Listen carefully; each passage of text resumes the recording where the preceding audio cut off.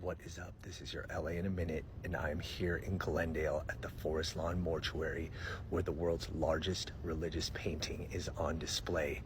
It is absolutely breathtaking, but let me tell you, the story of how it actually got here is equally awe-inspiring.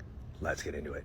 This painting by Jan Stejka of Poland is 45 feet tall and 195 feet long. It is truly a remarkable work of human achievement. I'm not a religious man, but this is amazing.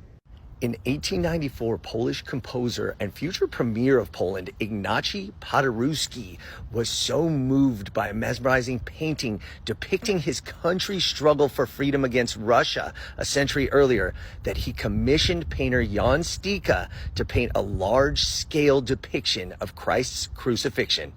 So the 6 years that the artist spent toiling on this masterpiece, check this out.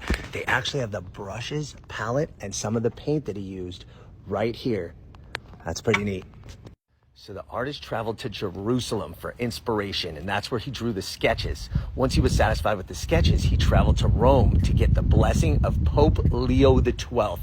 He finally began painting in 1894 and finished it 6 years later. So the crucifixion painting was only on display one time in 1902 in Russia, of all places. But the artist and people that saw it thought that it deserved much more adulation and recognition, so they wanted to send it to America. They decided that at the St. Louis World Fair in 1904, they would send the crucifixion painting along with all of Stejka's other work to put them on display for the world. So what happened next was unfathomable. The painting was too big to fit inside of any of the halls, so it was sent to storage in New York. What happened next was even more tragic. All of Stejka's other works were burned down on the last day of the World Fair. He never was able to see his painting exhibited in America. Stejka couldn't pay the tariff to get his painting back to Poland, so he went back broken-hearted and empty-handed. And that painting remained in New York, wrapped around a telephone pole for the next couple decades until Hubert Eaton, the founder of Forest Lawn, heard about the painting's existence and tried to locate it. It wasn't easy as it was changing hands over and over, but he finally was able to find it in the basement of the Chicago Civic Opera.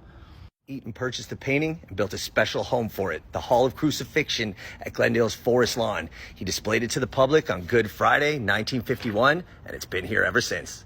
So whether you're religious or not, this is truly a stunning achievement and a masterpiece. And it's right here in Los Angeles at Glendale's Forest Lawn. All right, LA, it's been a minute.